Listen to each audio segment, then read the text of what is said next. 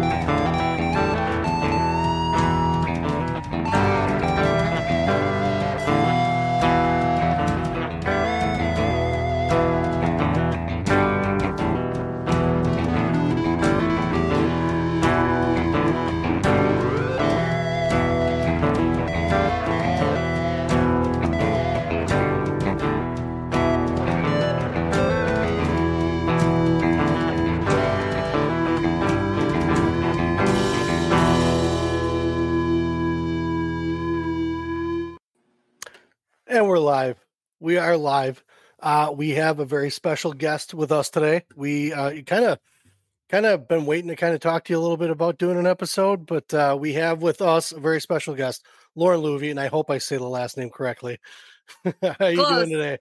Good. How are you? I'm all right. How was your Thanksgiving?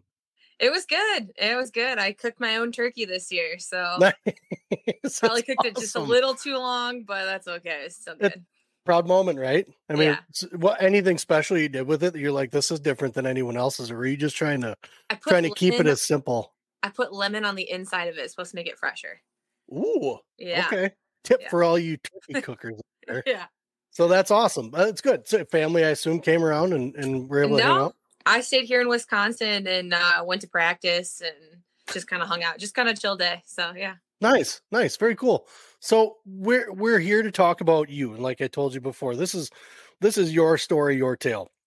We want to make sure that we're going to go from the beginning to now where you're at now. So we know that you've done some pretty great things here, but it's all led up from somewhere. So you got your beginnings in Ohio, not the slouchiest group of wrestlers in that state. That's for sure.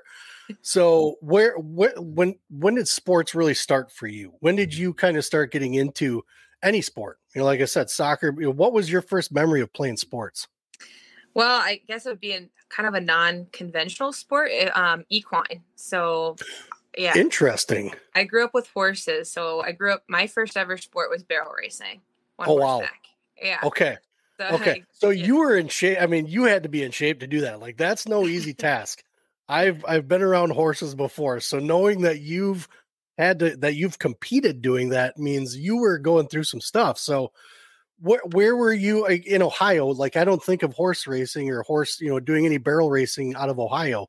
yeah. So did you live on a farm? Were you raised on a horse farm? How did that all come about? It is a small horse farm. So my dad competed doing barrel racing and competed with his horse and trained horses and stuff. Just quarter horses, just local stuff, not anything like major or anything like that. But grew up doing it. And so we had just a real small horse farm in Northeast Ohio. It's a town called Massillon, Ohio.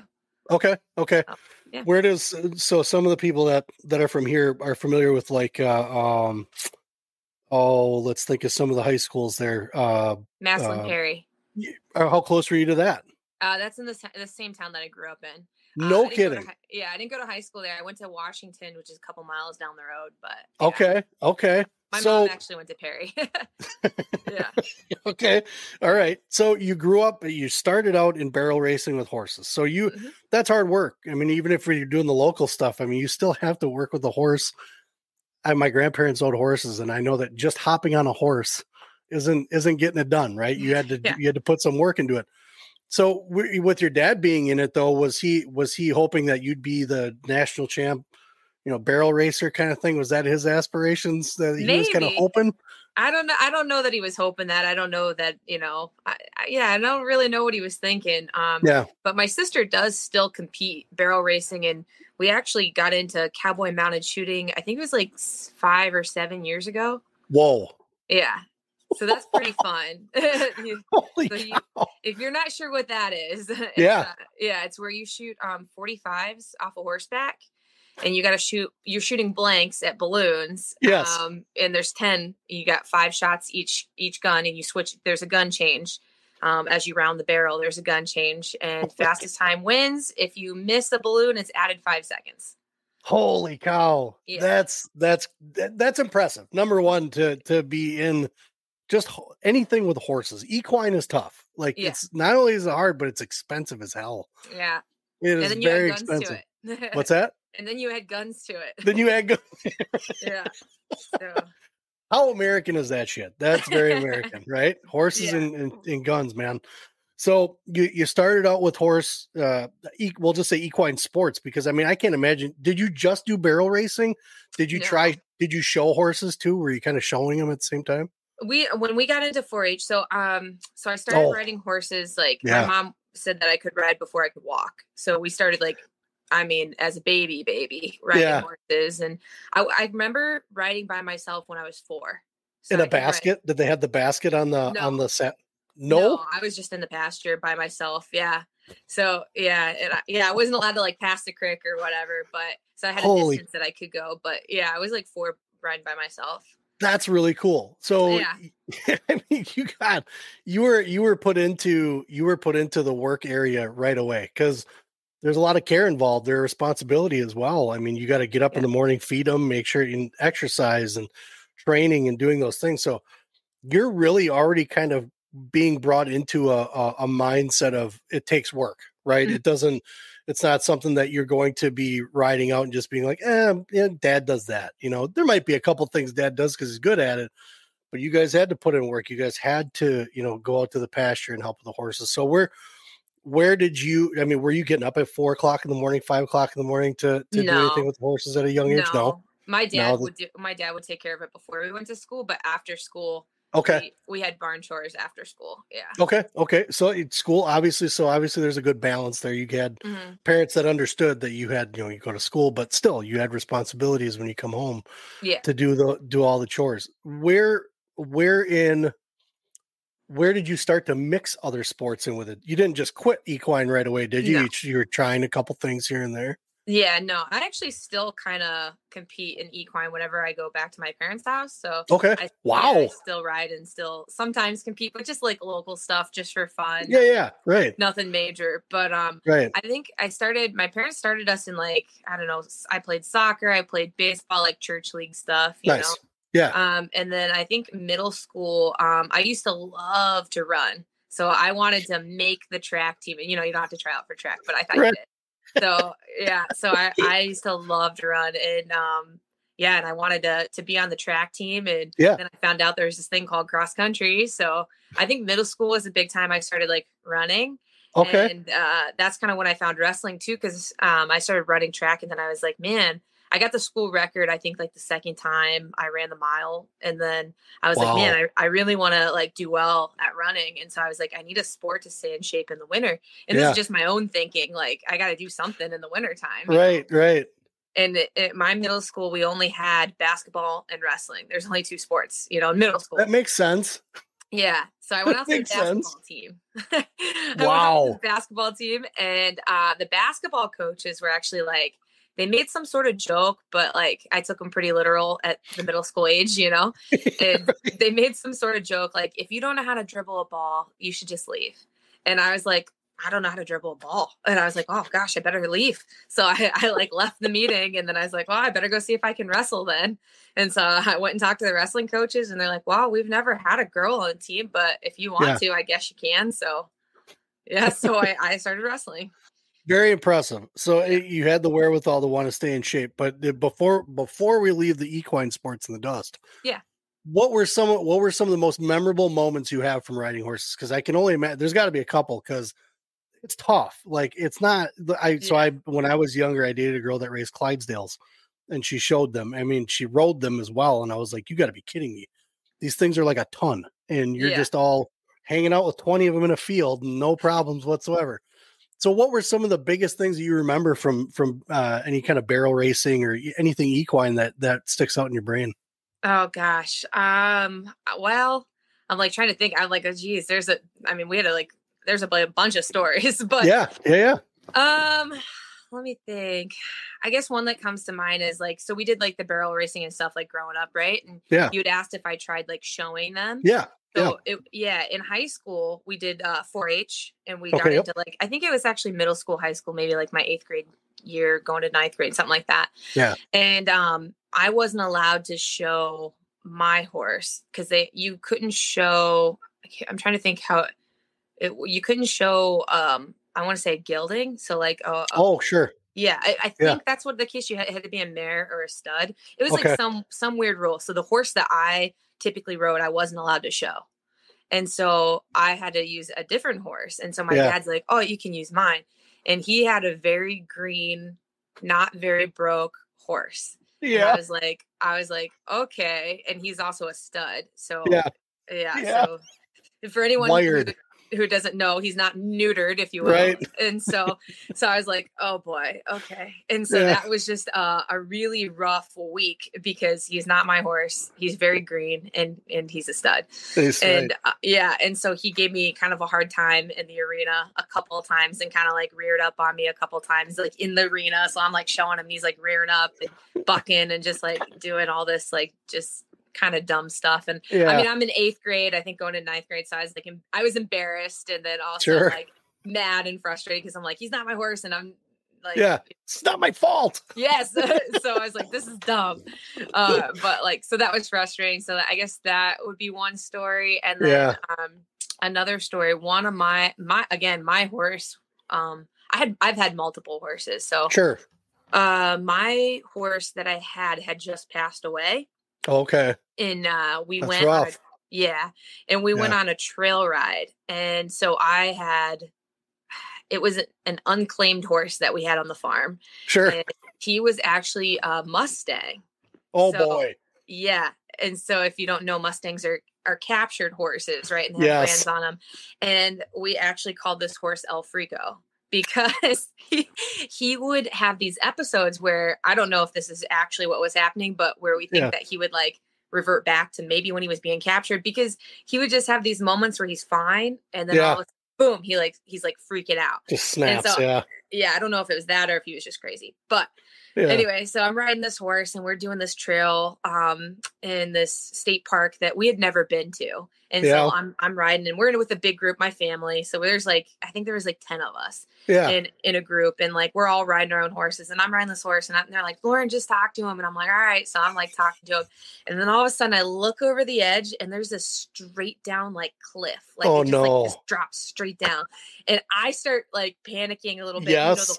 The horse can feel that. They can feel that. Yeah. Yep. And so he starts getting nervous, and I'm thinking I'm going to go over the edge. They're never going to find my body. I think I'm probably 6th or 7th grade at this time. And, okay. Wow. And so I was And so I'm freaking out. And finally, I calm down and just start talking to the horse, and he calms down. And this reminds me of the Great Outdoors when John Candy comes walking off the trail after everybody's back and they were riding horses. Have you ever seen the Great Outdoors? I haven't. Oh my God. You got to watch that movie. It's hilarious.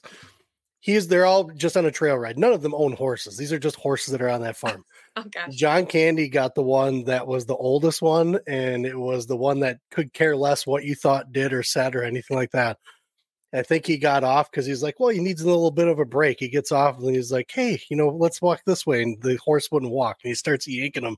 He's like, come on. And then finally the horse runs, and he had to walk probably miles back to camp. And he's just beaten up by branches, red and everything. So when you say you're like, I might fall off this cliff here. I was like, that's perfect. Reminds me of that exactly. Yeah. I remember when my grandparents had 2 horses. Why they got horses, I don't know. Well, my grandpa had this crazy theory that if you saddle a horse up in the barn and get on them in the barn, they won't jump because they don't want to hurt themselves. And I'm like, when did you learn about horse psychology, number one? But I was your age. I was young. I was maybe 7 or 8 at the time. I'm like, yeah, Grandpa, I'll get on him in the barn. Not a problem. So we got on him. And as soon as we got out of that barn, though, that horse was up, threw me off. My head was that far from hitting a bolt on a tractor tire, everything. It was crazy. So when I think about a young kid just being able to handle a horse, and number one, keeping your composure, it's pretty impressive because that's scary stuff. I mean, we're talking about 1,500-pound animals, they're huge. So that's cool. I mean, that's an impressive start for sport. Like I said, I know a lot of the guys that I hung around with when I was young and they rode horses. I mean, those guys were in shape because it's not an easy task. Training a horse, but then competing because you're nervous. You're just as worked up as they are, but you have to keep your shit together because otherwise, like you said, the horses sense that stuff. Yeah, they sure do. You had to learn some pretty key things when it comes to composure in a sport already. Mm-hmm. So as you went into, can't dribble, right? Coaches already said if you can't dribble, don't even bother joining. You're like, nope, done with that one. So you go to wrestling. When you get to the coaches, talk to them, they're like, hey, let's try it out, see what happens. You already come from a wrestling area, number one. Was that something that you guys knew of? Was it something that you guys paid attention to, knowing what you could possibly run into as far as the level of competition, knowing when we're talking, I'm trying to think of some of the guys that came out of Ohio majorly, like Later. Palmer and all those guys. And Palmer's maybe Michigan, but Palmer and all those guys are down there. What's that? Dustin Slater. Yep. All those guys. So knowing that you're kind of in an area like that, were you privy to any of that, or were you just kind of out for the sport, didn't know a thing, and you're just like, let's do this? Yeah, I didn't know anything about it. My little brother did wrestle. Okay. So that was another I could do that too. Nice. Yeah, is that he wrestled youth wrestling, so I had to go watch his practices, not being old enough to, be alone or whatever. So I got to go watch his practices, and then every Sunday they would compete in a youth tournament, a local youth tournament. So I'd go watch those, and I think I probably watched him wrestle 2 or 3 years before this happened, and then I was like, oh, I'll just wrestle. Yeah. So what are your first, were you just going to practice with your brother? Was it out of a convenience thing? You went with him, or was it only school wrestling that you were doing? No. So we're a couple years apart. So when I was in middle school, he's still youth wrestling. Okay. So Gotcha. I went to my own practice. Okay. And so I just went to the middle school practice, and he's still going to youth practices. So it was separate. Okay. Yeah. Okay. How was that for you when you first started? How was wrestling for you when you first started? Was that obviously you're wrestling guys when we know the makeup and things like that, but how was that for you as just an athlete? You're like, I think I could like this. Were you kind of digging the grind that was involved when you first started? Yeah. I mean, it was awkward, you know, and it's awkward, but then some of the guys were like my friends anyway. So it wasn't like too awkward because some of them I was already friends with them at school and stuff.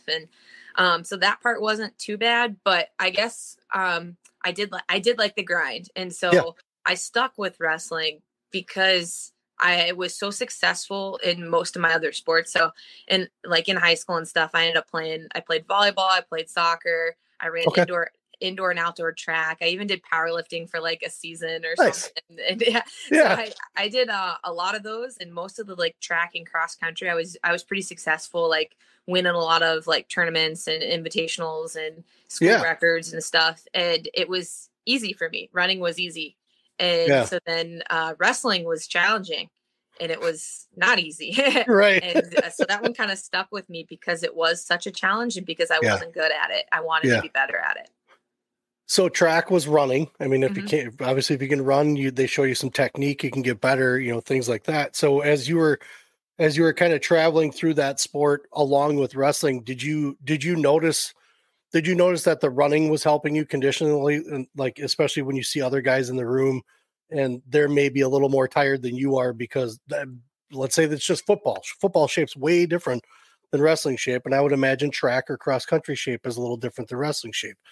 But the endurance factor, like, were you noticing possibly that you were able to just go and some of these other guys weren't able to go, and you're like, well, just go for cross country? Yeah, I honestly probably didn't notice until college when I was wrestling the girls. Okay. Wrestling the guys, I mean, they're just using strength and muscle. So endurance isn't even necessarily coming into play yet. Sure. You know what I mean? They're beating me before they get tired. So it wasn't a factor, I don't think, until I started again competing and training with the girls in college. Okay. Yeah. Okay. So as you're kind of going through middle school, you said that like your brothers were doing like the local tournaments and things like that in the area. Where was your first competition? Oh gosh, I don't know. Somewhere in Ohio. I don't know, for middle school. But just a local tournament kind of thing? Yeah, just some local tournament, I'm sure. Yeah. Well, I mean, God, trust me, that's where I got my start, and that's when I also realized that I was not good at wrestling. Yeah. Just within the youth program itself, but I just kept doing it for some reason. But so as you were kind of competing through middle school, were there, I'm kind of interested in Ohio because I don't know. I know that they have a girls program now. When did the girls scene was that around when you were in school at all in Ohio?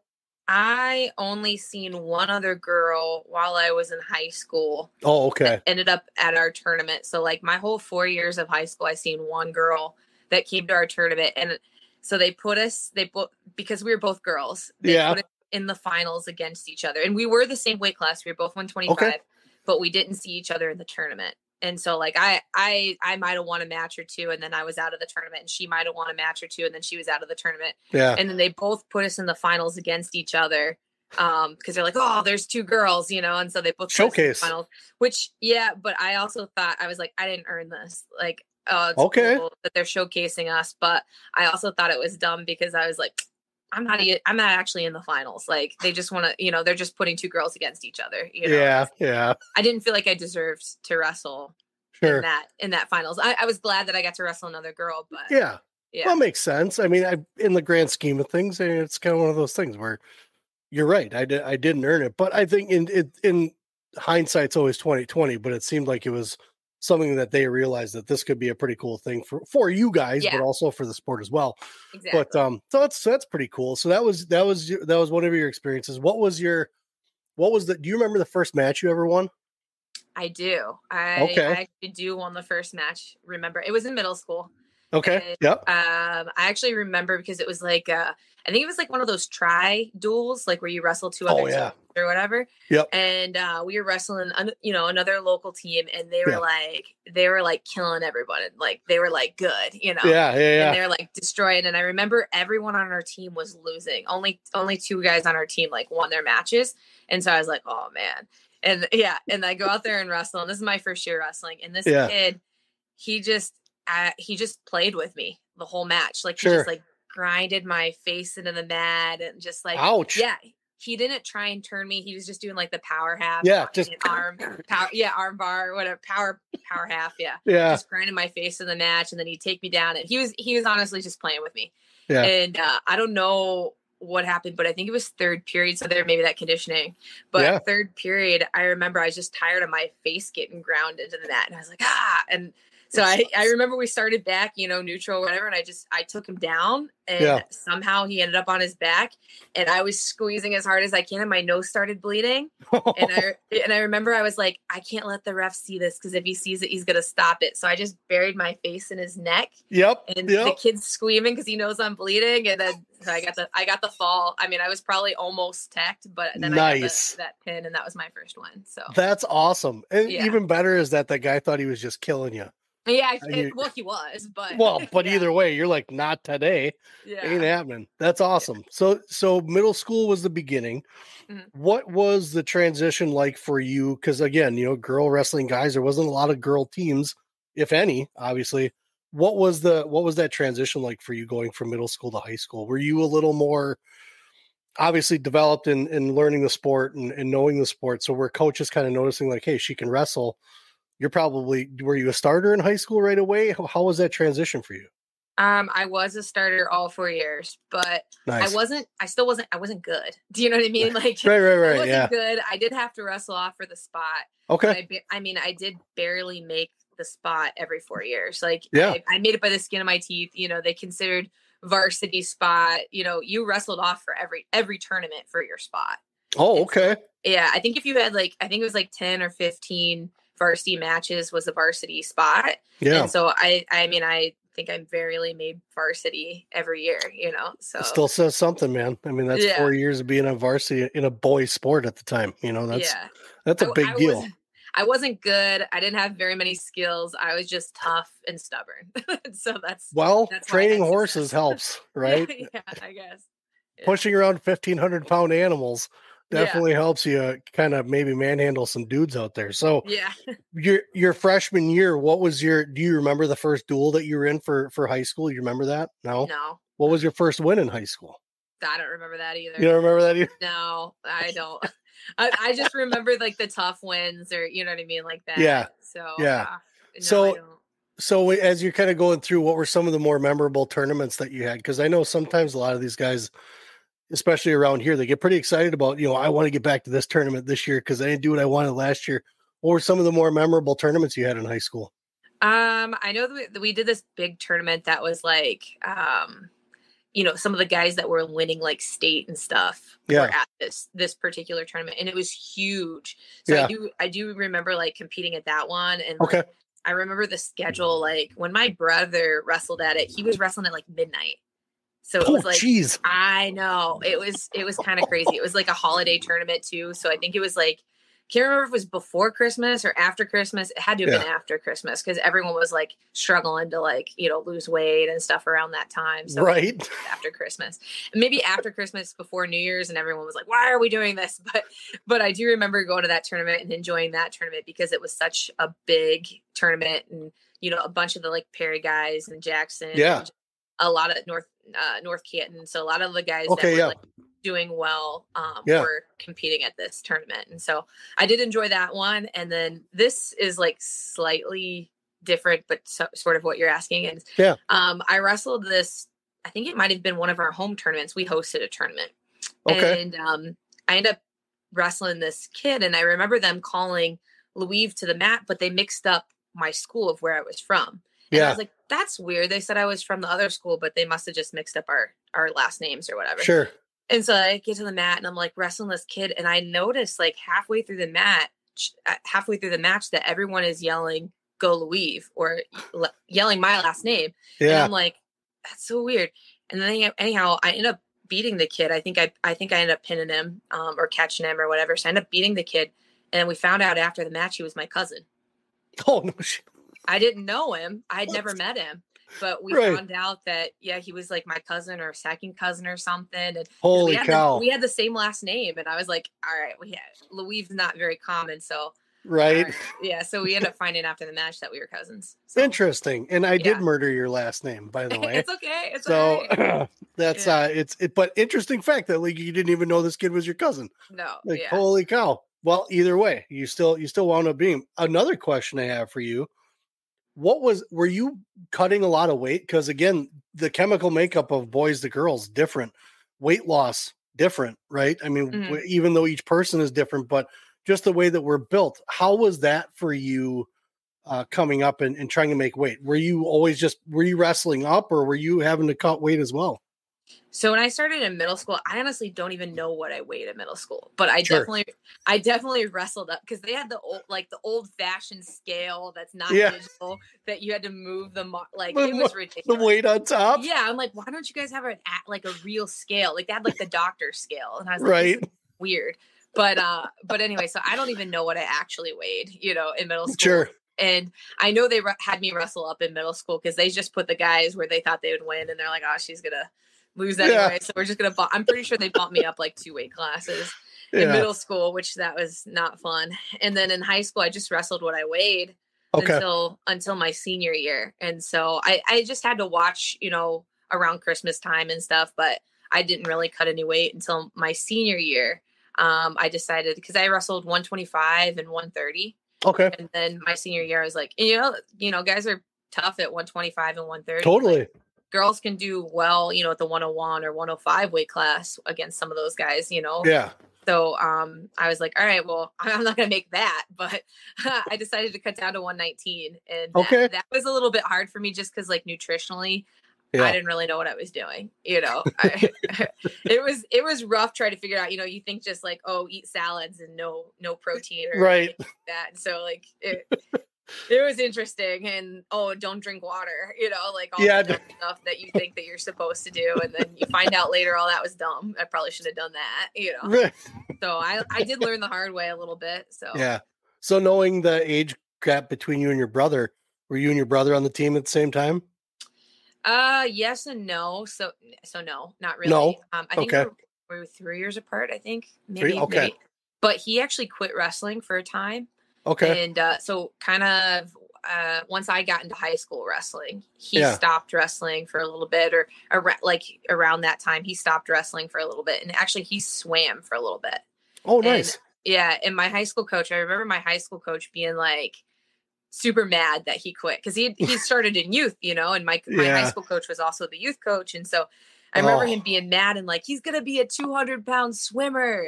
And he was right. My brother was like 220, but it's a big dude. He's big. Yeah. But my coach was so mad. He's like, he belongs in the wrestling room. And I remember my brother telling me one day, like, because we all did multiple sports. So I ran cross country and played soccer, and that was in the same season. Soccer, nice. Yeah, soccer and cross country, but they're in the same season. So I would go run, 5 miles, 8 miles, whatever it was, and then go to soccer practice. Oh my God. Run some more and do some skills, whatever. And so I remember my brother kind of wanted to do the same thing with swimming and wrestling. Yeah. And my coach, my wrestling coach didn't love it. And I remember my brother telling me like, I'm going to quit whatever sport makes me choose. So I wanted him to wrestle. I wanted him to wrestle. And so I remember telling my wrestling coach, don't make him choose, because he said whatever sport makes him choose, he'll quit. And of course, the swim coach was like, you got to choose. And then he was like, all right, I choose wrestling. So I was like, yay. Yeah. Well, that's cool. So knowing as you're kind of going through high school, you had some pretty memorable moments. And I guess I want to know more like around because recruiting happens, right? I mean, your junior year, were you getting any notifications about any sport? Not just wrestling, but were colleges notifying you or contacting you about any of the sports that you were in at the time? Yeah, I was getting a lot of Ohio and like, Ohio and like surrounding areas for cross country and track. Nice. So I was getting a lot of stuff in the mail for cross country and track. And I actually, that's what I was going to go do. I was going to, I think I toured like Ohio State, and I went to some smaller schools in Ohio, in Columbus and some other areas as well, toured for track and cross country. Notre Dame, I went to go check them out too. Nice. In Ohio, the school. Yeah. But for track and cross country, and I actually ended up going to, I was going to go run. And then I remember my wrestling coach was like, hey, you could wrestle in college. And I was like, what? Like girls can wrestle in college? And he's like, yeah. And that was literally it. That was our only conversation, only just mentioned it once. And so I started like Googling, like looking stuff up, like where these schools are. And at the time, there was only 5 colleges in the United States that offered scholarship to women. 5. Wow. 5. Well, I can only guess which one it was because one of them you went to. But with that being said, what was some of your thoughts? I had a question in my head though, but what were some of your thoughts about, okay, I have these scholarships already for these sports that I've been doing just as long as wrestling. Mm-hmm. What was kind of your decision making process of, well, I'm gonna actually go check into wrestling? You're looking on the websites. What made you go and pursue that? I was like, well, I'm gonna do both. Is what I was like. Oh, I'll just run and wrestle. Yeah. Because that's what I did all 4 years of high school. I played multiple sports, and so I was like, I'll just do both. So okay. No, you had obviously you had a dad that was in a competitive thing. Where's mom? What's mom thinking the whole time as far as what you're doing, things that are going on? Like, is she excited? Is she just as supportive? What were your parents' reactions to, like, I guess the trajectory of what you were kind of doing in sports? Yeah, so I was pretty independent. Like I was pretty independent, and so they kind of just let me do my own thing. But nice. And I actually do remember them like coming to, like, my dad coming to some of my like wrestling competitions, and I actually had to ask him not to come to anymore because he would make me so nervous. I love my dad, but he was the dad that was like trying to tell you what to do, you're not coach, you've never wrestled before, like, and so then it was just like frustrating and hard for me. So then I was like, hey, can you actually not come to any more of my wrestling competitions? And then so he stopped coming, and he got it right. Yeah, he understood. But my mom, when I initially told, like, the first conversation when I was like, hey, I want to wrestle back in middle school, she's like, no, you don't want to do that. And I was like, yeah, I do. And she's like, no, you don't. And anyway, and then once I started going, they were, both very supportive as far as like, you can do it, that kind of once stuff. You made your mind up what you're going to do, they're like, all right, we got to follow her here. Make sure she's doing good. That's cool. Mm-hmm. And then so obviously every parent's got their own kind of dream, like as far as for their kids. You don't want to try and, we talk about it a lot, you don't want to live through your kids, but at the same point though too, you're like, God, do I want to go to a gym every Saturday, Thursday night or Sunday and watch this stuff? I'd rather go watch a track run. But hey, it worked out either way. And that's kind of why we ask. We always look to see, what people had as a support system. And obviously they let you decide and you were able to, make up your own mind, and they're like, all right, we're with you, so that's pretty cool. What about with your brother? When did he get back into wrestling again? Yeah, he got back in once he was in high school. So I was in college at that point, and then he was in high school. So he did get back in. So then when I come home on breaks and stuff, and he was like way too big for me to wrestle. Like he wrestled, I think 191 and 215. I think he wrestled. Yeah, whatever it was. And so he was too big for me to wrestle with him, but we would go to practices together. Then I would come home from college and I would go to his high school practice because it was my high school coach. And so let's talk about the elephant in the room. You're wrestling folk style, right? In high school? Yeah. So how, being that you went to college to wrestle, and we'll talk about that in a second, was there ever a talk about, hey, we have the practices with the boys, but you should go over here and practice freestyle because that's what women's is? Was there ever anybody that's like, hey, why are you wrestling folk style? You should be practicing freestyle. None of that talk. I didn't even know there was a different style until I got to college. I had no idea that women wrestled freestyle in college till I got there. Oh, and so I actually did compete in Fargo because once I decided I decided to go to the University of the Cumberlands in Kentucky, where I went to college. And once I made that decision, it was like, the summer before, or like the spring before, I guess, before I, graduated and stuff, or is when I decided I was going to go. And then those coaches were like, hey, we're also the coaches for Team Ohio to go out to Fargo. And I was like, what? Okay, cool. And they're like, so you should do this thing. And I was like, all right, I don't know what that is. And so they had us come down. I think it was like a week, and we did like a week training camp at the college that I was going to go to. And then they drove us out to compete in Fargo. So I competed out in Fargo. Nice. And it was a crash course. So in that, week, I was like trying to learn freestyle, and I was like, man, this sucks. Just because it's a different style that you're not used to. once I figured it out, I actually was like, wow, this is so much better, in my opinion, than folk style. Just, it was more fun, you know? Yeah. And I didn't have to, for me in high school, I always struggled with coming up on bottom.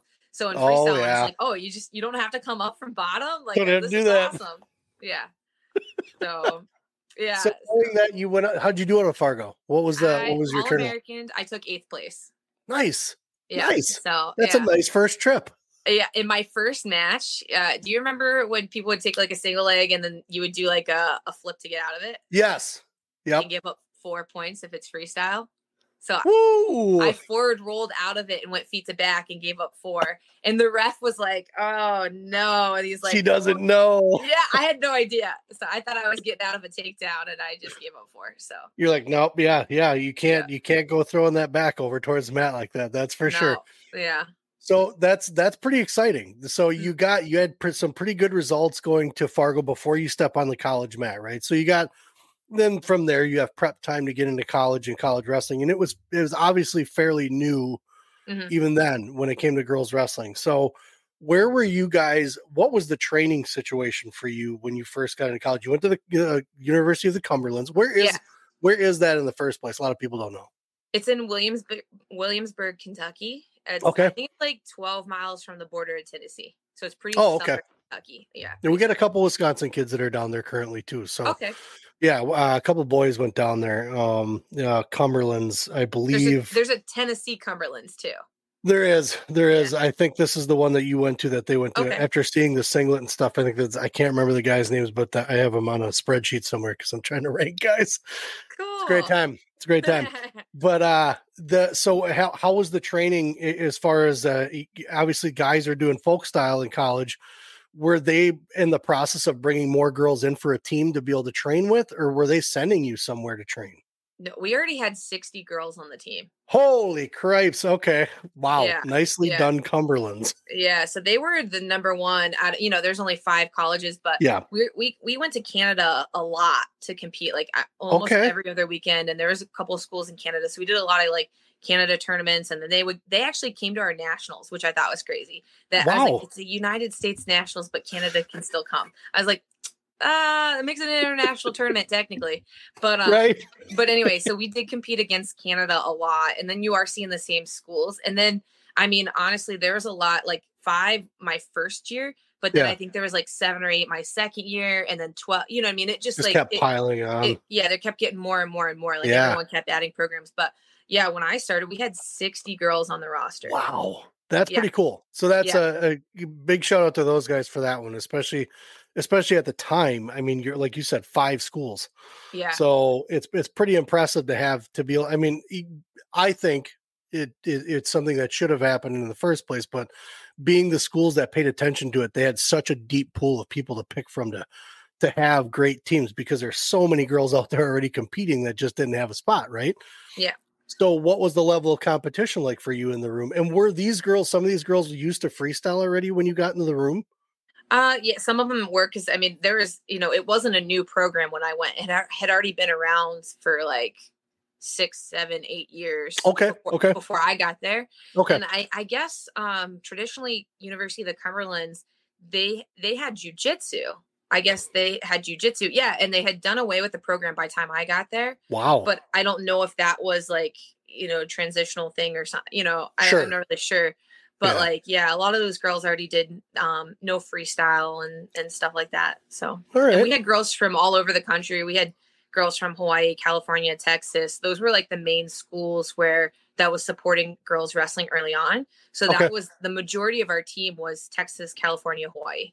Okay. Mm-hmm. And then we had a few, and then we had a few outliers, from, Pennsylvania, Ohio, other schools, or other states, I should say. But some that were probably just getting going and just trying to get some competition in. That's pretty cool. So you actually had a pretty decent room to walk into when it comes to competition and in training partners. Yeah.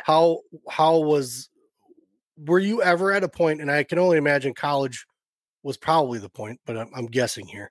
Were you ever at a point where you didn't want to wrestle anymore when you were in college? No. Mm-mm. Never lost that fire, never lost that desire to want to compete. No. And I mean, some people do, some people don't. Sometimes you get pushed to a certain point, and you kind of wonder and question, I want to get back into horses. Maybe I'm not digging this wrestling thing. Yeah, no, we were definitely overtrained. Honestly, we were doing 3-a-days. So it was a lot. Yeah, we had mandatory 2-a-day. So we had mandatory 6 a.m., mandatory 3 or 4. I don't remember when practice was. Sure. And then we had I remember the coach saying, because there's 60 girls on the team. Yeah. If you don't come to open mats at 9 p.m., I don't think you're serious. So then you won't make the starting lineup. So if you want to be serious, you'll be at open mats at 9 p.m. So yeah, so it was wow. So when you guys were competing, because you're a 3-time All-American, right? And where were you guys? You said you're going to Canada for a lot of competitions, but where were the main colleges that you were traveling to compete at? Yeah. So we hosted a couple times, like duels, and I think we did host a tournament.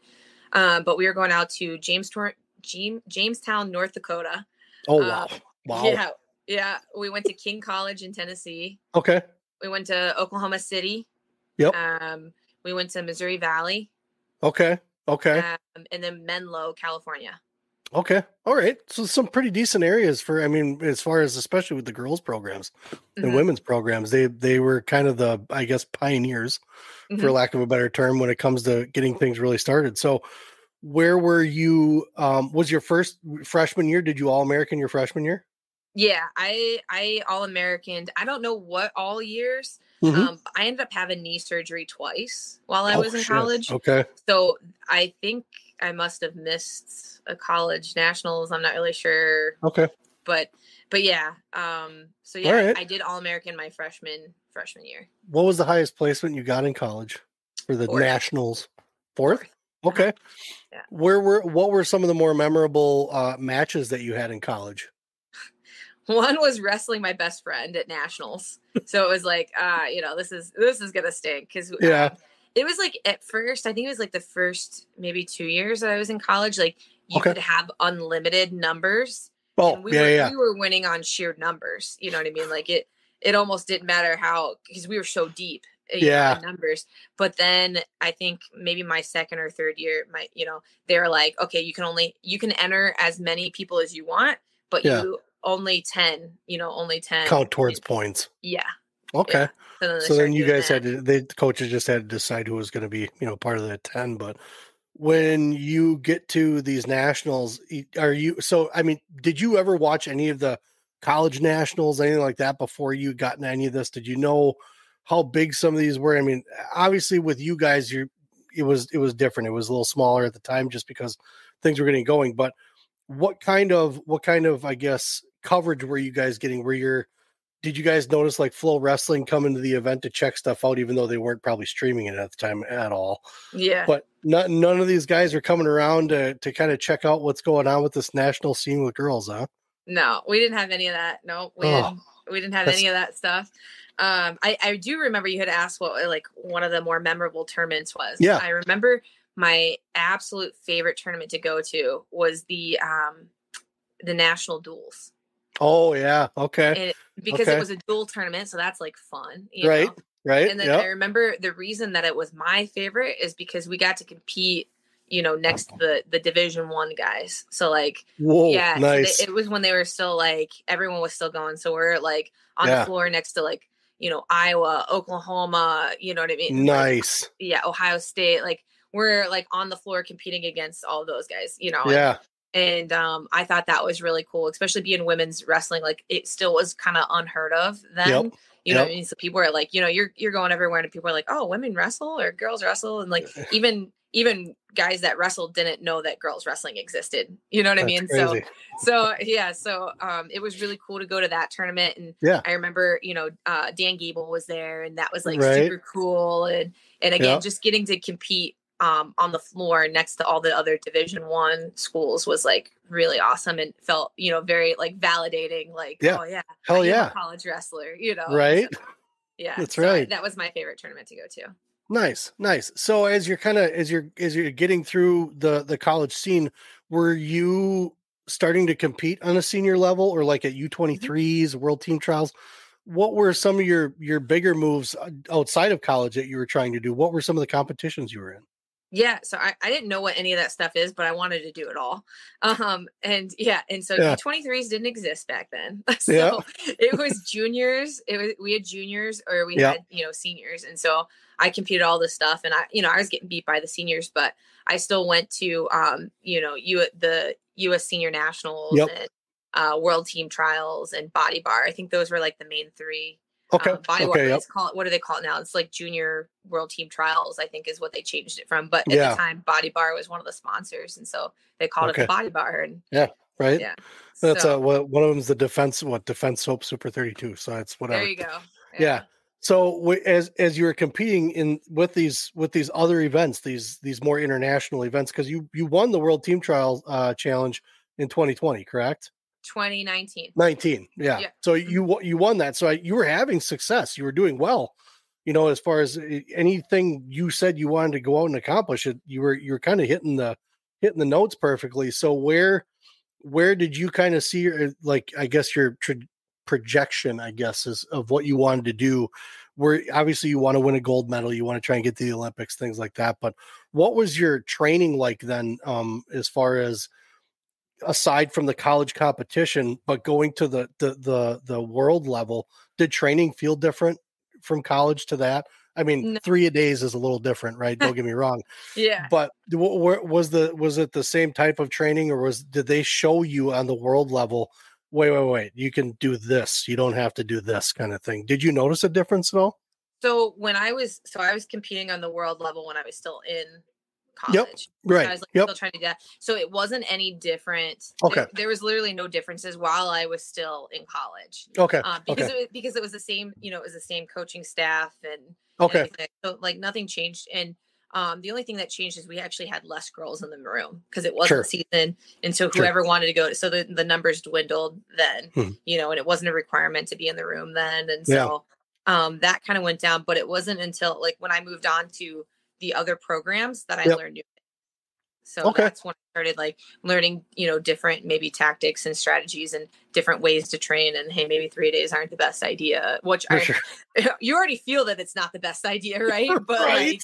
It's crazy. When you're told you're not going to make the starting lineup if you don't do this, then you're right. Here's that third practice just to see if we can grind you enough and if you like it enough. It's like, oh man, do I gotta? But you did, and you did it. And so going through and as you're mixing in these world team trials and the world level competitions and with college, did you maybe find yourself like, I don't even want to do the college thing anymore, I just want to get to the world team trial stuff or the world level and do that? Did you ever think about just leaving college just to focus on the world level type wrestling? No, that was never a thought, because at the time everyone who was competing in college just, not everyone, it's not that everyone tried to go for that, but like most people that were going for that were still in college, or there were some people, that were graduated at like at the Olympic Training Center, whatever, but like a lot were like still college athletes. So there was never really a thought of like, oh, I'm just not going to do. That wasn't a thing. That's a thing now. It wasn't necessarily a thing then. And it was just a time of year. Yeah. And also probably because my parents, since I was like 5 years older, were like, you will go to college. And it's like, okay. So, that's exactly what I was wondering, kind of like if you had that openness to be able to, well, you're doing well. Just if you want to do whatever you want, kind of thing. I don't think, obviously education. So as you started competing, when you're kind of getting towards the end of your college career, then knowing that it was all part of that, did you find yourself then, college is winding down, wrestling is going to wind down? Did you think that you were going to stop wrestling once college was done? No, you still had that. Still were wanting to get onto that next level. So I never thought that I was going to be done. I always knew that I was going to continue wrestling. And it was just a matter of where. Right. So where did the where come from? When did you, so you obviously left Cumberland's, right? Where did you go once college was done? Well, once college was done, I actually tried to leave Cumberland. So I was like, oh, because I want to keep competing. So I want to be a grad assistant. So I was like, oh, I'll just coach and be a grad assistant and continue training that way. And I had reached out and I had actually applied to a couple other programs. And I remember it was down to me and one other girl at another program.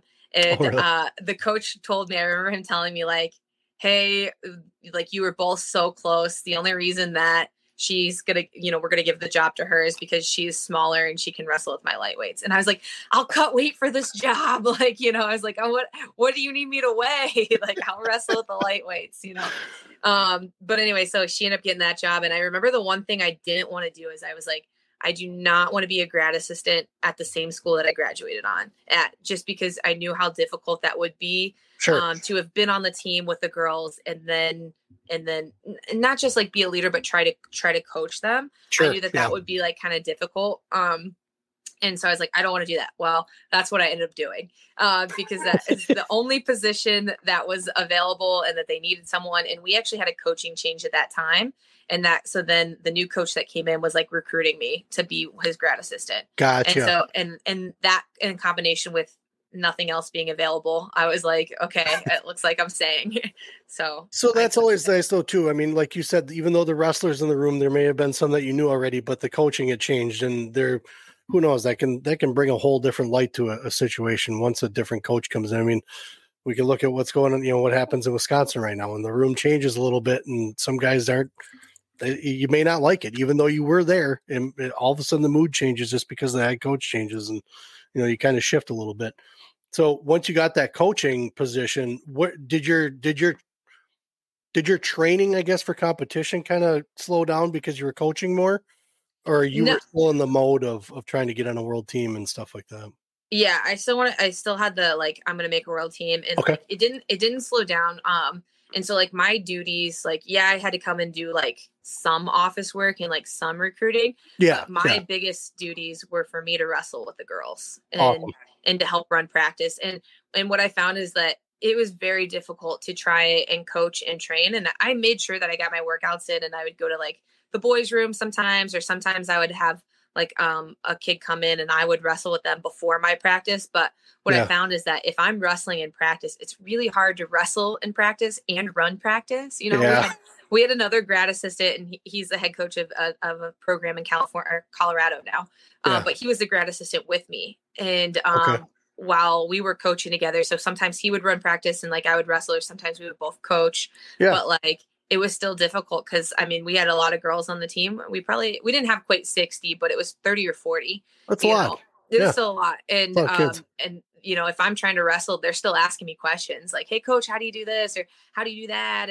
And you're like, you can't hold on a second. Yeah. You're like, you can't tell them like, don't ask me any questions. It's my practice. Right. You can't do that, but you're one of their coaches. And so you got to stop and you explain things or show them things to them and stuff like that. And I was just like, man, this is not easy. So no. And just watching a high school room right now too. I mean, they've got 3-4 guys in there, right? Like, I mean, and you're only talking about 30, 40 kids maybe, and you're handling 40, 50, 60. And we're talking, and most of them can handle themselves for the most part. But like you said, someone's got a question. You got to be able to answer a lot of questions. So you got to be available. So that's very true. Very true. Trying to compete and then coach, and training to compete and coach at the same time has got to be pretty difficult. But you created a balance for yourself, and you found a way to make that grind work as far as that aspect of it. Where were you starting to lead to? Because you didn't stay there, right? You didn't stay there forever.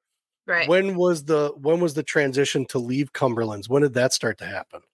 Yeah. So, I mean, I got my master's degree. And, okay. It's only a 2-year, it's a 2-year position, 2-year thing. So I knew I was going to be transitioning after that. And so I actually applied for an assistant coaching position in Kansas. And nice. I remember I got the position, and they like called to tell me like I got the position, and it was right before our world team trials. So so they're like, oh, hey, you got this position. I'm like, cool, I'm all excited. And then I like go to world team trials, but they didn't put the press release out because they misspelled my name. So they held off on releasing the fact that I was going to be the new assistant coach because they spelled my name wrong. And and they're like, oh, we'll just fix it. I don't know. We'll just fix it. And release it after the world team trials. And I'm like, cool. So I go and I compete at world team trials, and I beat Lee James, who's a world medalist. Yep. And then, but I didn't didn't, my goal was to be national team top 3. Right. And Okay. so I think I took 4th and lost in that match to be national team. Yeah. And I remember I was so like disappointed and upset. And I had actually met, Mike Duro. Oh, nice. Yeah. And so I'd actually trained with a coach who was friends with him. And so we had gone out to Iowa and trained for a week there in leading up to this world team trials. And I trained with Mike Duro, and Mike Duro was there, and he jumped over in my corner, was like kind of coaching me and yelling at me and stuff. And then he talked to me afterwards, and he's like, "Hey, call me on your ride home. Like, let's talk." And I was like, all right. So I called him, and he was like, "Hey, you need to get into like a consistent training program, like wherever you're going to be, whether it's here, whether it's there, whether it's Iowa City, Iowa." That's like, yes, I want to come train with you, Mike Duro. Yes. And so anyway, I was like, cool. And I was like, "Hey, can I come train with you? Like, I want to be one of your athletes." I was like, I have enjoyed working with you. And then he is like, let me see what I can do, and let me get back to you. And I was like, all right, cool. Yeah. And he actually didn't get back to me for like 2 months. And he was like, hang on, I'm working on some things. Hang on. You know what I mean? And I'm over here like, I have this assistant coaching position that I'm already supposed to have. And so I actually called them and turned the position down, because I was like, if I have an opportunity, I didn't even know if I was allowed to come yet, but I was like, if I have an opportunity to train in Iowa and to continue training, like, I don't know what I'm going to do, but I know I'd be very upset with myself if I didn't do this. Right. And so I just kind of followed my dream, and I turned down the position, and they were not happy, but I turned that position down. And like, it was like a week after I turned it down, Coach Duro called me and was like, "Hey, come on out and train." So, he was like, he was the head coach at Cornell College in Mount Vernon, Iowa. Mm-hmm. And, the Hawkeye Wrestling Club coach at Iowa. Yep. Correct. So, yep. And probably one of the greater minds in wrestling that has ever coached wrestlers, as far as men, any wrestler, doesn't matter. Mike Duro, rest in peace. Mm-hmm. But that guy was one of the top reasons why the Brands brothers won world championships, aside from themselves. But so you were definitely smart. And that was kind of it's kind of tricky though, too. You think about when you've been talking to Liam about things that he wants to do in the future, like, you were thinking of what you are able to do now, right? Because coaching, there's going to be a coaching job somewhere, right? Somewhere, somehow, there will be a coaching job. Your opportunity and window is only so big. So it's pretty cool to see that you were like, look, this is only going to be now. I had the opportunity to leave that coaching decision behind. To me is like high five, like it was a great choice, because you only have so much time to get this done, right? Yeah. So you talked to Mike, he got you in that, because I noticed that too. I read a little bit about you, that you were in Iowa City. And I was like, no shit, she was the Hawkeye Wrestling Club. So what was that like getting into that room? Because you're talking about a whole different level now, right? I mean, coaching and stuff in the past, I mean, little, 3 days are a little hard, but explain and kind of describe what that was like, being able to get into a world level room like that was just surrounded with knowledge and the brain power of wrestling in general. What was that like? Was it an eye opener a little more as far as the sport goes? Yeah, it was. So Mike was like, "Hey, you'll be in the Hawkeye Wrestling Club. You'll be the first female that's in the club." And I was like, "All right, cool." And so I came down, and it was very eye opening, as far as like, they do things a lot differently. Yeah. You know what I mean? Like, than an NAIA school in Kentucky, things are different. And I was like, oh my gosh, the resources. I'm like, these guys don't know how lucky they are. There's a sauna, there's a cold tub, there's people taking care of you, they have all these amenities and all this stuff. Light years. You can get into the practice room whenever you want, it's just like, wow. Yeah. And so, for me coming in, I was like, whoa. And then, the way they do things is like, obviously different than they would at an NAIA college. That is, for sure, new to women's wrestling still fairly. And so like, the training was definitely different. And I mean, I was up for it though, but just coming in and being the only female in that room full of like, sharks, or all the way through, whatever you want to call them. I just remember like having to take a deep breath, because I mean, it was very uncomfortable to go in and be the only female in the room. And, I'm not practicing with another girl, I'm practicing with one of the dudes. So, who are you practicing with? whoever I could get. Sometimes it would be a walk on.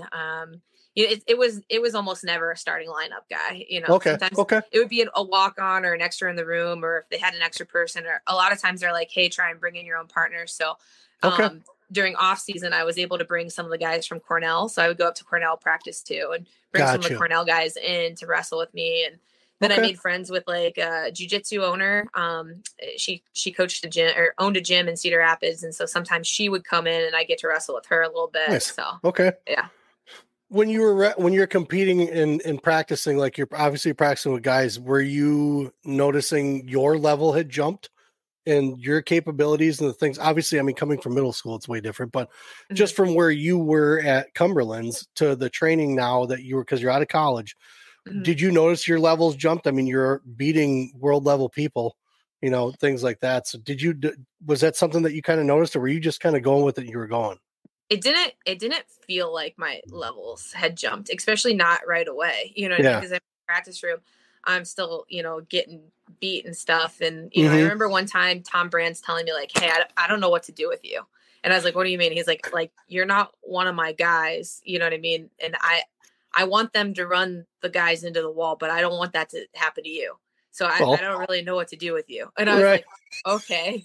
So I was like, I don't want to be run into a wall either. Yeah, I don't know what to do with you either, coach. But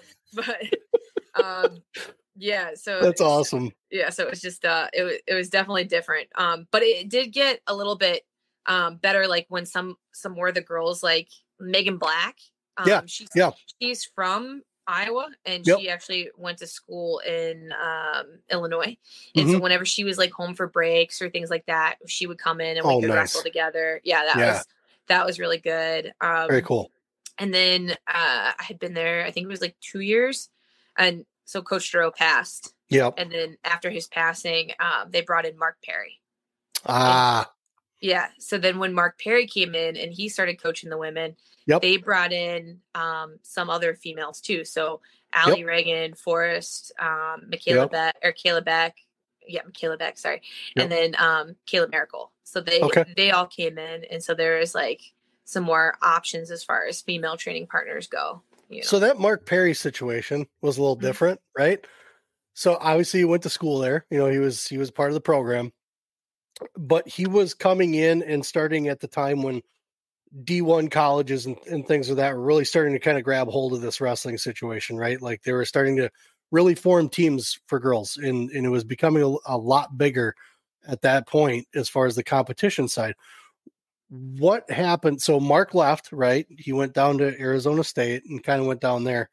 A lot of people followed. Were you one of them that followed down there at that time when he left? I left before Perry left. You did? Okay. Yeah. So where did you go?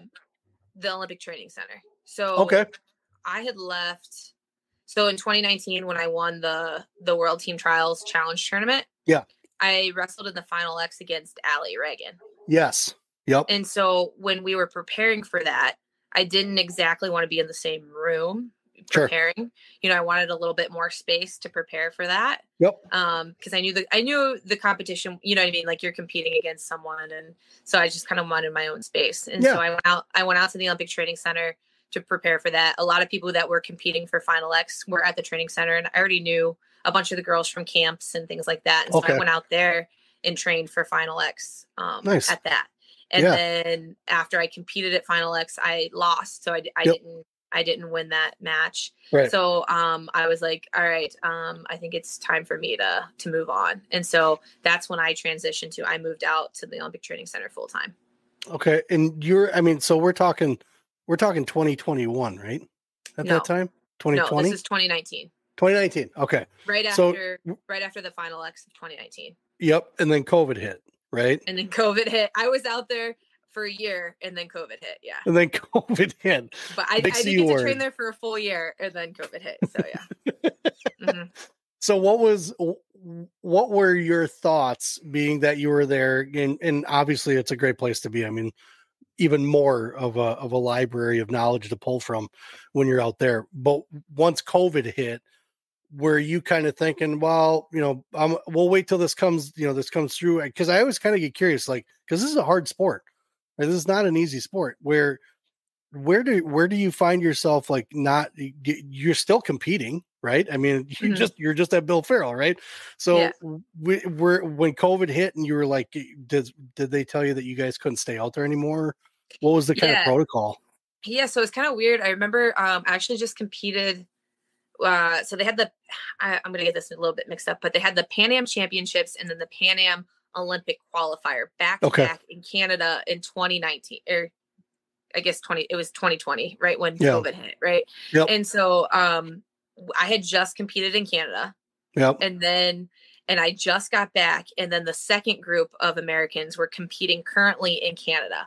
And I remember I was sitting in the sauna with Adeline. Actually, we were in the sauna, and Gary called us both, and we put him on speakerphone, and he was like telling us like what was happening with COVID, and we're like, whoa, and you know, and they were worried that we didn't know if they were going to get back. We didn't know if Canada was going to let them leave, you know, so we didn't know if they were going to be able to be back. And so we're like worried about our teammates, you know, and so we're like, oh, I don't know if they're going to, you know, be back here. And so anyway, everyone made it back. Okay. But so it was like a weird process at the Olympic Training Center. So they like slowly kind of cut people. And what I mean by that is like, they had the EAP program. So EAP program, Kylie Walker was a part of that. And so that's like, where they have high school kids that basically can take school online in this special program and be able to train at the Olympic Training Center while they're there.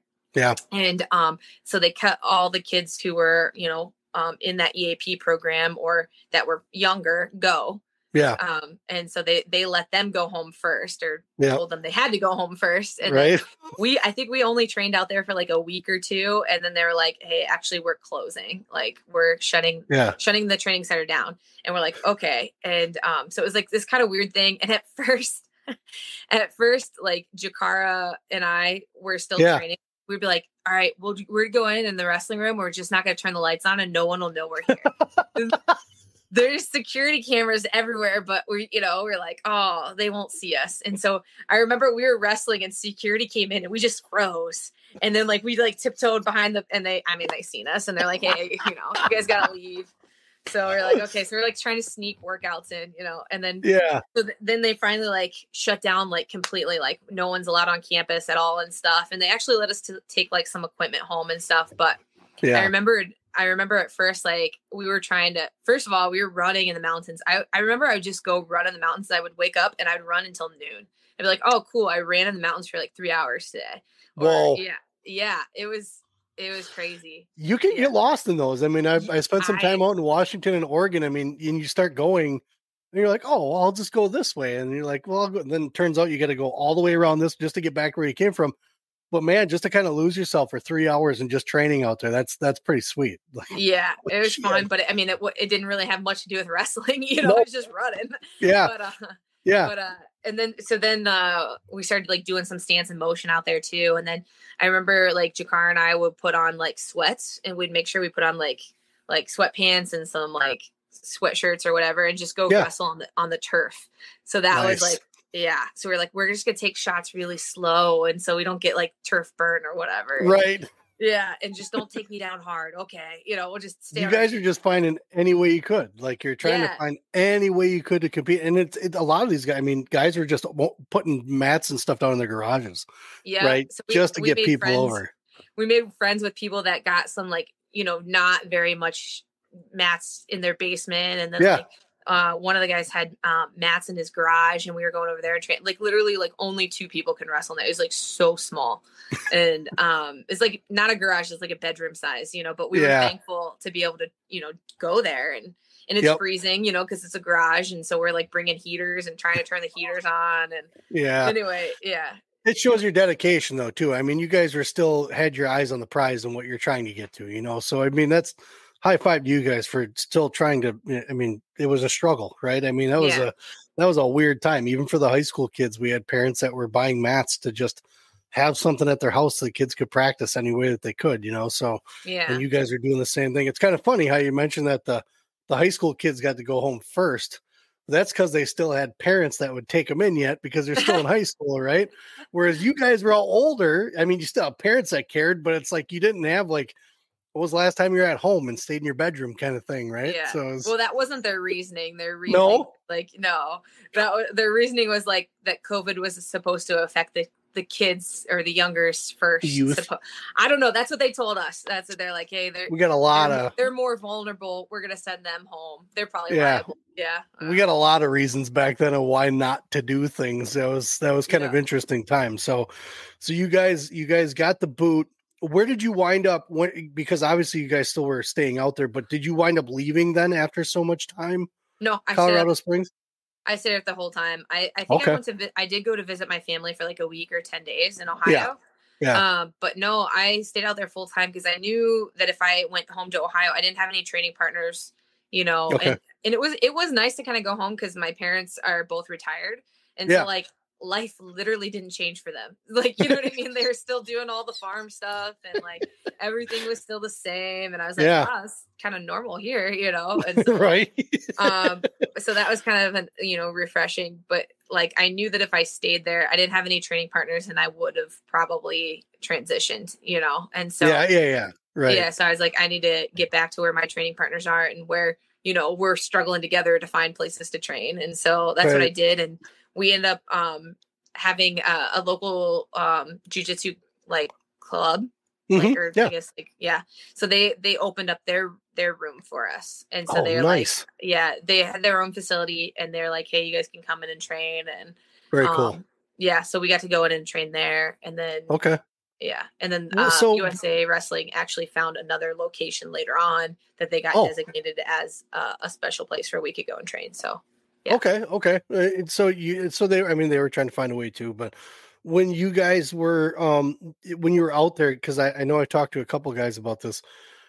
How are you sustaining? Are you working as well while you're out there? Cause we hear about stipends and we hear about, people getting paid to be out there. Cause you're not in high school anymore. You're an adult. You're a functioning adult that's able to, to compete still. What kind of situation is that like that out there for someone that stays full time? Yeah. So every individual situation is different. Sure. Yep. It's based on national team. So if you're, number one on the ladder, number two, number three, you make different stipends accordingly. So if you're number one, you have a bigger stipend, number two, smaller, three, smaller stipend. So I had just, I just been number two to Allie. So I was getting a stipend, and luckily, USA Wrestling did continue to pay our stipend through COVID, which was nice. Okay. Yeah. And then also I am sponsored by the New York Athletic Club. Okay. Very good. And so that was helpful too, because if you're a national team, then you also make, based off of 1, 2, or 3, then you also make a stipend with that as well. So, and again, luckily they kept that going through COVID as well. Yeah. So I was getting stipends from both of those two places. And then I guess if you back up to when I was at the University of Iowa, when I was in the Hawkeye Wrestling Club there, I was working 3 jobs when I trained there. Yeah. And so that was tough. And I was working 3 jobs having multiple college degrees. Wow. And the reason I have 4 college degrees. And shit, Lauren. Jeez. So, okay. So the reason I worked it is for the flexibility to be able to go to practice. Yeah. So at one point I was working at a daycare. I was working at a daycare, and I had to be at work by 6:30 a.m. And so I was getting up at 4:30 a.m. at Iowa so that I could go in, because the room opened at 5. So that I could go in and do my 5 a.m. workout, be done by 6, shower 6:15, and be at work by 6:30. And then and then I also work for a contractor. So I messed up a lot of projects working for this contractor who is a huge wrestling supporter, and I really appreciate him. So he put up with me not having any contracting skills, but he was just, I know it was bad. He was just a wrestling fan, and I could help him carry stuff. That was about it. That's cool. That's cool. Yeah. And then I think I worked at like the rec center for a little bit. And at some point I worked at TJ Maxx too. So I don't know. It was all kind of in there. Yeah. You did do what you had to do to get things done, to make sure things are taken care of. Yeah. And then I found out, because I didn't know. So I was working all these jobs and still going to wrestling practice twice a day at Iowa. Yeah. And I found out that all the guys, because I was like, man, like no one's ever rushing to go to work here. All the Hawkeye Wrestling Club guys. And then I found out that they're all on stipend. And so then Yeah. And so then I actually went to Tom Brands and was like, hey, like everyone else what's is the getting stipend paid. shit? Yeah. And so he was like, all right, we're gonna have this conversation again tomorrow and like tell me why I should pay you. And I was like, okay. And so then we had the conversation. I had to kind of sell him on why I felt as though I should get paid. And so that was a hard conversation to have. And then he's like, okay, I'll pay you for a year and let's see how you do. Okay. And I was actually in the finals of almost every competition. And so that was an eye-opening for me as like, hey, you can't work and do this. You have to prove. Yeah. If you want to do this, you have to put everything into this. Yep. Like it's not like, I know I was like, I'm a hard worker. And so like, I was like trying to like, survive, but it's like, no, like if you want to be successful, like you were just in the finals because you were, you had a stipend, like, and you could focus fully on training. You need to focus fully on training. What's your takeaway from the Brands brothers? Like, because he gave you that opportunity to say, sell yourself to me. How was that? Did you learn a lot from those guys? I mean, everybody's got their own opinion about seeing them on the mat side, things like that. We know they're crazy. We get that. But they seem like if you're able to kind of sit down and have a conversation with them, that they're still some fairly normal dudes, right? Yeah. Just a little off the track a little bit. But but it was kind of a unique thing that he told you. He's like, come back tomorrow and tell me exactly why you think you should get paid. Yeah. So it was a good experience being there. Yeah, exactly. I was going to say, I mean, was that something that you ran from? It seems like it'd be, especially with the newness of what you guys are dealing with women's, wrestling coming up in college, like that was new territory for them as well too. So that's kind of interesting that you're able to have that kind of a relationship with those guys, and they saw obviously something in you, so they wanted to make sure that you were taken care of. When you chose to not work, was that more pressure than did you feel like you had more pressure than, because, well, now they're paying me, I got to perform? Or did you just know that you were going to be doing something either way and you were just going to push as hard as you could? Yeah, I think it was the second. I don't remember feeling more pressure. Yeah. I do remember I would have this thing where I would go out to compete and I would freeze, and I had trouble like performing the way that I would in the room. Yeah. And so I actually started working with a coach, and his name's Mike Gillette, and Mike. Yep. Yeah. Oh, you know Mike? Yep. Yeah. Yep. Okay, yeah, Mike's a good dude. Yep. Yeah. So what did he show you? He's a mindset coach. So he helped me like work through some of those like performance anxiety types of things. Yep. So, and Liam's dealing with, he's handling those guys right now too. He's with wrestling mindset guys, and same thing. He be in the practice room and can just nail it, and gets into competition and just doesn't want to make the wrong move and screw up. So they tighten up. And talk about Thomas Gilman. He was talking about, I got to open up. I got to loosen up a little bit more. Some of the matches where you only beat a guy by like 4 points or something, is like, I should open up. But so that's a pretty big step, because I mean, you weren't hitting that until after college, and you're on the world level. So now knowing that, did you notice a difference in yourself then, kind of realizing the little things that it was just you kind of causing probably in your own head? Yeah. I mean, it's such a process, everyone always says, oh, it's a process, but it's a process from when you finally, a lot of times you're blind to what it is that you need to do.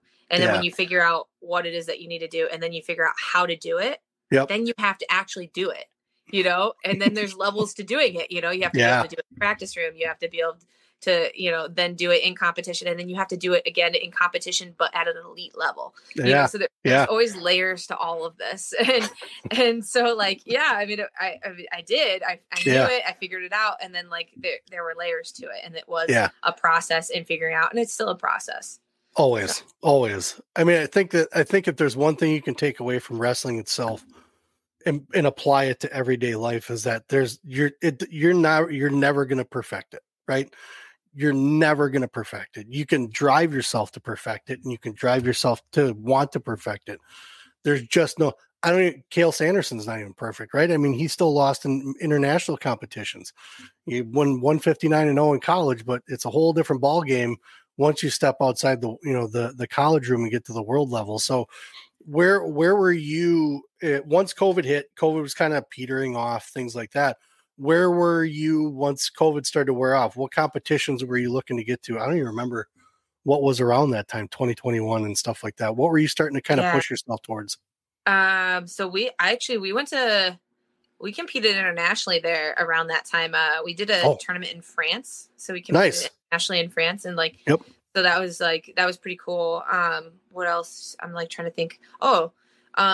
They canceled the Bill Farrell because it was in New York City. They canceled that. And I think, they had a lot of stuff in Iowa. They ended up having a lot of stuff in Iowa. Yep. And so then they actually had the US Open there too. Because I think it was supposed to be in Vegas. I went to that one. Yes. Yeah. The 2020. Yeah. So then that's the one that I won the US Open at. Interesting. I actually got an opportunity at that tournament. Someone, I don't know how it happened. Some random guy had posted up. He's like, "Hey, looking for a coach." And he sent me a message. He goes, "I noticed you do a lot of coaching here and there with your son." He goes, "Could you coach me at the World Team Trials?" I mean, I can show up, but I don't know that I'm going to be able to help you. Yeah. So I got the opportunity. I had to get my credentials and stuff like that, kind of go through that whole process. But then I think I got there and I was lining up with him downstairs, and then he actually had a coach show up. And I was like, "Take it. You have at it. I do not want to ruin this man's chances right here." Yeah. But yeah, that was kind of interesting to go down to because I think that was when that X Arena was first built. Yes. Yeah. Yes. It was one of the first year in there. Yeah. Yep. Yeah. So that was fun. Now, when you started to compete after COVID, I mean, because obviously you're not done. When did you get to Wisconsin? Okay. So last year. So I've been there a year now. So okay. I got there in 2022. September 2022. October. Somewhere fully, I guess, in October. What brought you this direction? So I was at the training center. So when I moved out there, that was a place that I knew that I didn't want to make that my full-time home. Okay. So for me, when I left Iowa and I went out to Colorado Springs, I initially, before I even moved out, when I'm like, okay, I'm going to go out to Colorado, in my head, that was going to be a transition period for me. Okay. In my head, I'm like, this is where I'm going to be. But I was looking for, because the national teams coaches are out there, you know what I mean? And so I wanted a personal, like my own coach, my own team. Like, I wanted to be somewhere like that. And so I was like, I'm going to explore those options and where I could maybe be while I was at the training center. And then, COVID hit, but then also like I did explore a lot of options, and sure. A lot of places just weren't looking for women, you know what I mean? Like a lot of the RTCs that are already in place for the men, like their goal is not to have women there, because, they're trying to advance their men. Their focus is their men. And at first I didn't understand it. I don't agree with it, but I do understand it now, Sure. And the college programs, and I think that we're getting to a place where we may be further along with this now, but then we were not, as far as like, and it's still not a whole lot of options for the girls, but like even at the colleges, they're not necessarily at the place where they have RTCs created yet. Sure. For women to be extra coaches for some of their women. Do you know what I mean? So like maybe they don't have the funding, maybe they don't have the space, whatever the reason, they don't have the structure yet in place to have regional training centers at these colleges. And a lot of them are so new. Their main focus is, getting a coach, getting a full coaching staff, getting, filling their roster. So, having an RTC, is kind of like at the bottom of the totem pole as far as that goes. So there's still not a whole lot of options for the women to go to. But I did explore a lot of regional training center options throughout the nation and what that could possibly look like. What were some of the other ones, like the top other two that you were looking at that you chose to not go to besides and come here? I went to a lot of places. Did you? So there was multiple places that I had gone and maybe the coach wasn't necessarily open to it. Maybe they let me come in for a practice, but they're like, hey, this might not be the best idea for you full time. Okay. But, I had gone to over 10. Wow. Okay. I got when I'm like, I've been to a lot. Yeah. So like there's a lot of RTCs that I had explored. And so then, I came to the Funky Fresh camp here in Wisconsin. Oh, okay. So yeah. I reached out to Ben and asked if I could come to the Funky Fresh camp. And he was like, yeah, come on out. You know, he was like, cool. So I was like, all right. And it was actually like a pretty cool thing. I was at Mizzou when I reached out to him too. So I was like, hey, like I'm doing the girls camp at Mizzou. And he's like, oh, that's my alma mater. You know, kind of talked about that a little bit, but he's like, yeah, come on out. So I did the Funky Fresh camp that they have here. And that went really well. And I was like, whoa, like this is definitely like, I need this. Like, this is what I need. And then I actually left and went to Alaska, and I did I coached out in Alaska. I did a camp. There we go. They're coming up in girls wrestling, man. Yeah, so I can understand why you went up there for sure. Yep, it was awesome. I loved being out there in Alaska. So I had gone out there for 10 days, and then I came back, and I asked Ben if there was another camp that I could come back to, and he said yeah. And so I came back to, I don't remember what camp that one was, but I came back to the next camp, and I was like, I want to be here and train here, and kind of talk to Ben and Coach Messenbrink about it. And they're like, yeah, you can come. And I was like, cool. And they're like, when do you think you'll be here? And I was like, I can literally go back to Colorado, pack my stuff up, and be here next week. And they're like, okay. And so I on that same training trip, like it was like within days, I found a place to live while I was here in Wisconsin, and I flew back to Colorado, and I packed my stuff up and drove here. So got the hell out of Dodge. Yeah. Well, because I noticed you coming around because we would take Liam to Ben's location here and there. There were some of the training sessions he had for, I think it was in Utah, and then World Team Trial stuff. But I saw you in there. I'm like, Lauren Louvive's kind of hanging out here. What's going on with that? You know, kind of wondering if like you were going to be a coach, like, and I didn't ask. It was just kind of interesting, you know, seeing if maybe something would be brought up. So I know I heard a little bit about, you know, Ben possibly, this was never a concrete thing, but possibly getting an RTC type situation, right, going. And it was never anything that was really put out there, but kind of started thinking about that. And I was like, oh, I wonder if he's going to do, you know, like a women's kind of RTC kind of thing.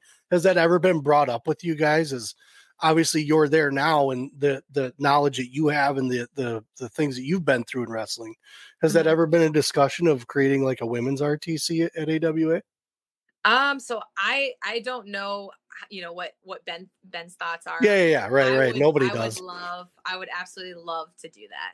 Yeah. You know, so I don't know what direction, you know, we're going with that, or Ben's going with that, or, you know, but so I noticed that you're rolling around with Matea, right? Mm-hmm. You have Matea as a partner. Who else is are people now coming to you a little bit more too, to train in Wisconsin? Because I mean, I do notice a couple extra people that make a trip here once in a while. So who are you training with now?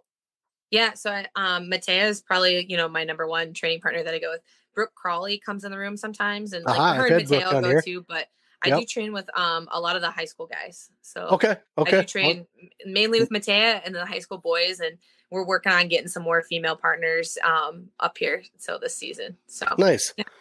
What do you have on the horizon? What do you got coming up? Anything important? You just wrestled the Bill Farrell, didn't go the way you wanted, but what do you got coming up after this? US Open's coming up in a couple weeks here. So it'll be December 15th, 16th, 17th. Nice. Where's that at? Out in Texas, Fort Worth. Oh, that's right. I was just talking to someone else about that too, about Texas. Lucas, I was talking to Stealth about that. Yeah. So hey, here's a question. You ever gone out by Lucas? No. What's out there? No. Ooh. Well, Hannah Eartham goes out there. I mean, all those guys train out there because, I mean, he's a Greco dude. That's all he focuses on. But he's got the girls in the room. There's Hannah Eartham, his daughter Avery's in there. Okay. But that's another nice group to train with as well, because the international knowledge that Lucas has is insane. Okay. It's crazy, but a great spot to possibly check out, just to be able to go out there a couple times a month or something. Because where's that at? Combat Wrestling. Okay. He's out in River Falls. So from me in Kaukauna, that's like a 3.5 hour drive. Okay. For you guys, it might be 2.5, maybe 2. But he's just over towards the La Crosse way. But great room to be in. I think Lucas has been doing this where he's had individual students. Kylie was out there for a little bit, but then she went to the Olympic Training Center. But he is a big proponent of, you don't need to go to high school and wrestle in high school wrestling. You don't have to do that. If your aspirations are world level, then your training should be world level, not high school, level kind of stuff, which it makes sense. But we live in a different, different time, different area. But yeah, another great spot. So you have US Open coming up. What is after, are you going out to Vegas this year? Is that for you? Is that something for you guys at all? No, that's not. That's all younger. The Vegas is usually the US Open, and they moved it to Fort Worth this year. Fort Worth. Okay, gotcha. Yeah, usually that's in April, and on the Olympic year, they have it in December on an Olympic year because our Olympic trials, our Olympic trials will be in April. So nice. Yeah. Okay, so you got that coming up. Anything else you want to plug? You got anything you got going on? I know the girls started AWA girls wrestling. Yeah. Yep. So is that something you're a part of? Yeah, so Matea runs it, and I'm her assistant. So nice. on Sundays they at AWA in the Delafield location, we have Sunday girls class from 4 to 5:30. So Sweet. If anyone wants to come in, it's free. There's no fee for the girls. So what? Yes. Oh my God! I know. Take advantage of it. Come on in. Oh, Ben's got something for free. Hold on a second. Wait a minute.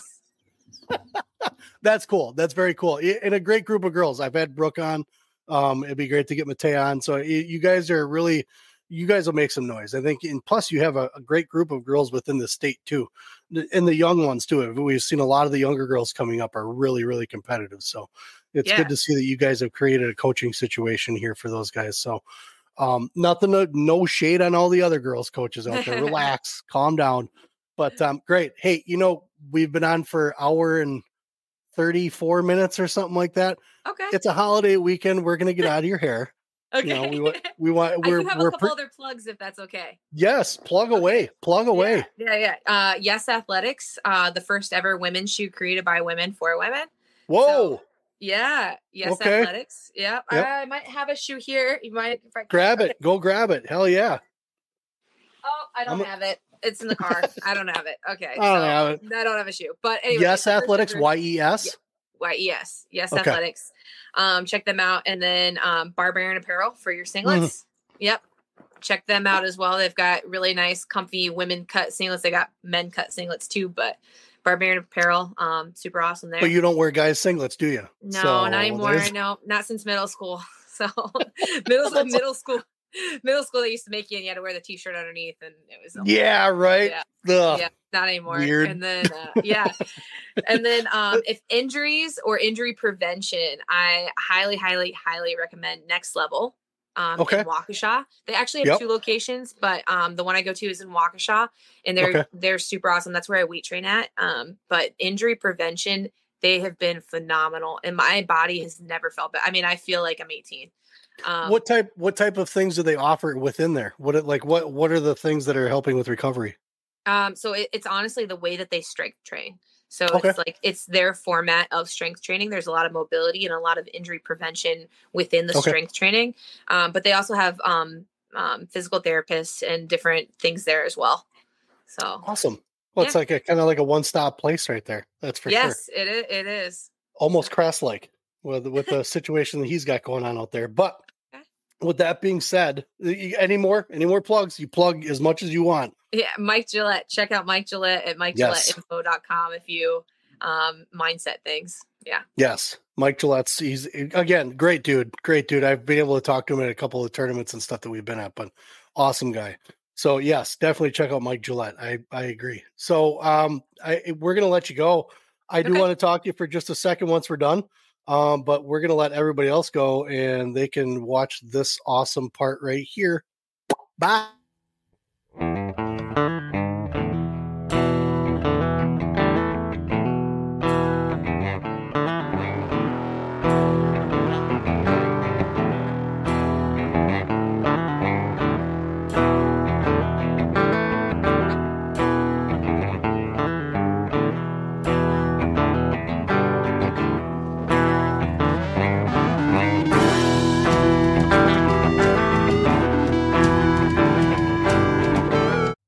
All of our episodes are brought to you by Appleton Tattoo, located at 117 South Appleton Street in Appleton, Wisconsin, right off the main drag on College Avenue. You can't miss them.